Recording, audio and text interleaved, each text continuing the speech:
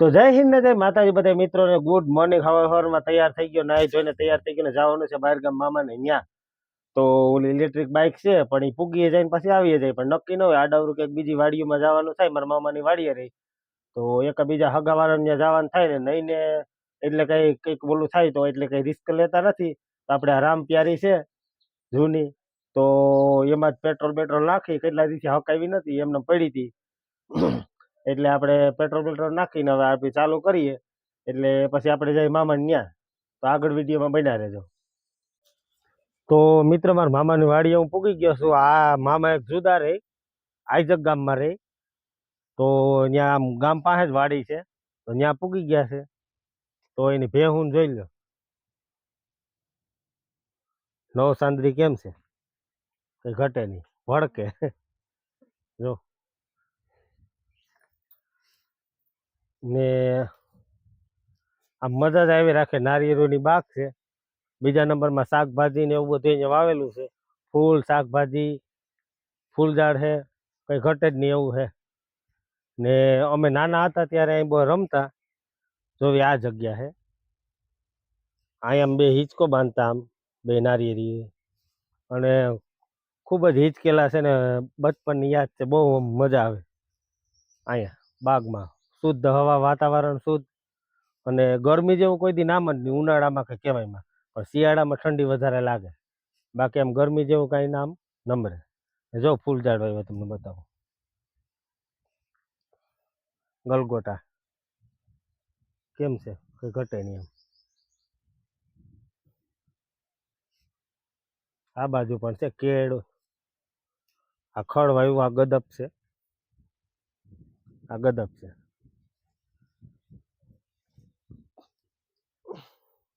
આ છે પાલકની ભાજી. પાલક કહીએ ને એ છે આ પાલક. જો કેવડા કેવડા પાન છે, મોટા મોટા.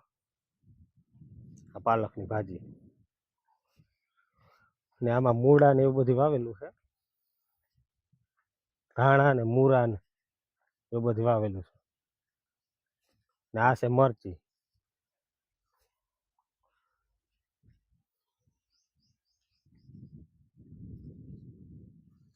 મરચા હોય પણ મોરા ન હોય, ફાડી નાખે એવા હોય. આ મરચીમાં એકદમ લાંબા આવે, ઓલા સિંદરિયા કે ને એ મરચા આવે. અત્યારે તો આનો ફાલ પૂરો થઈ ગયો હાવ. અત્યારે તો હાવ ફાલ પૂરો થઈ ગયો આનો. જો આવી રીતના આવે, અત્યારે તો પૂરો થઈ ગયો હાવ ફાલ. પછી અહીં જો રીંગણી વાવેલી છે શેઠ સુધી. પછી મૂળા હે. પછી આને શું કહેવાય, બીટ.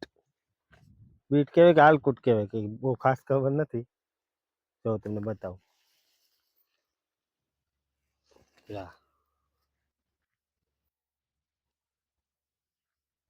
આપણે વેચાતા હોય ને સિટીમાં બધી એવા રીંગણી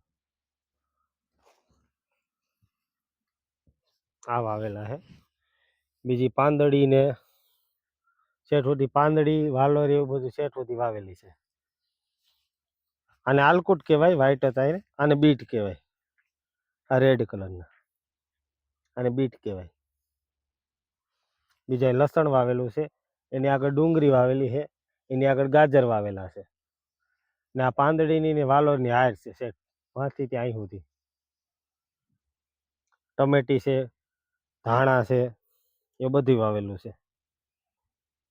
એટલે વાડીની તો કંઈક મોજ જ અલગ હોય. અને એમાંય મામાની ત્યાં એટલે કંઈ ઘટે જ નહીં. ને આ બીજા ઘઉં છે એને. જો છેઠ નારિયેળી દેખાય ને ત્યાં સુધી છે ખેતર એનું.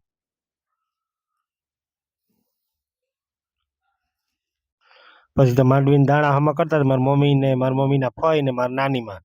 ત્રણે આજ પેલા માંડવી બગડેલ છે ને, એટલે દાણા ખરાબ જાજા નીકળ્યા, એટલે એ બધા કરતા હતા દાણા હમા. તો મિત્રો, આ છે મારા બીજા મામાનું ઘર. બોલો આજક છે, આ દિવાસા ગામે છે. આ અહીંયા આવી ગયા બીજામાં. બે મામા આવી રહે, એક ન્યા રહે. એટલે આ છે આ એના મકાન છે.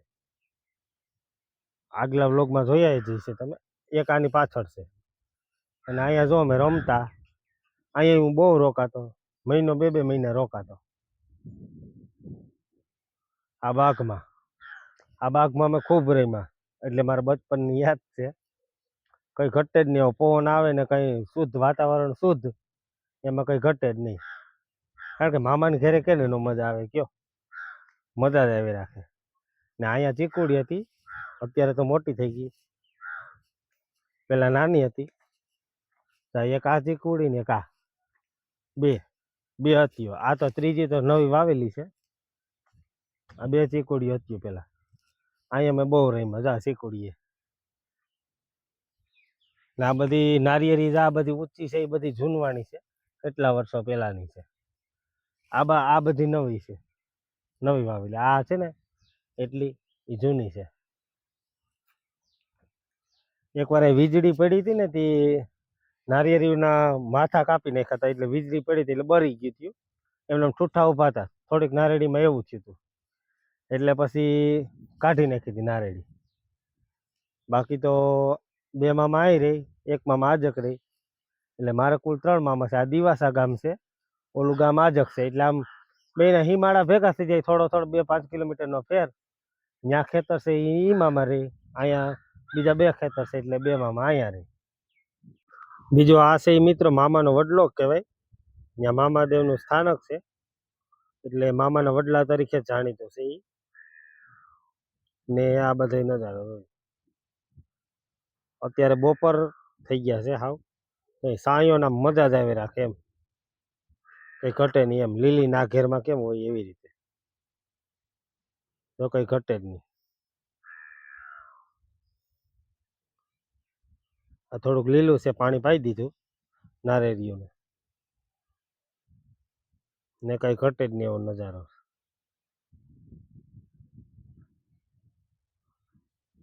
પછી તો મામાને માંડ્યો તો ઈંડોરે હિંચકવા. હું કહું આમે કેદીનો બાગમાં નાનો હતો ત્યારે દોયડા બાંધીને હિંચકતો, તે દીનું મેં હિંચકું નહોતું. તે પછી મામાને હિંચકી લીધું. પછી બીજા મામાન્યાથી બાજકું ભરાઈને માંડવી નહીં આવી, તો પછી ત્યાંથી માંડવી એની આપી બીજા મામાએ, તો ત્યાંથી માંડવી લઈ લીધી. પછી તો જવાની કરી તૈયારી. હું કહું હાલો હવે ઘરે ભાગીએ. ત્યાં બીજા મામાન્યાથી સિંગુનો પૂરો આવ્યો, તે સિંગુનો પૂરો લઈ લીધો.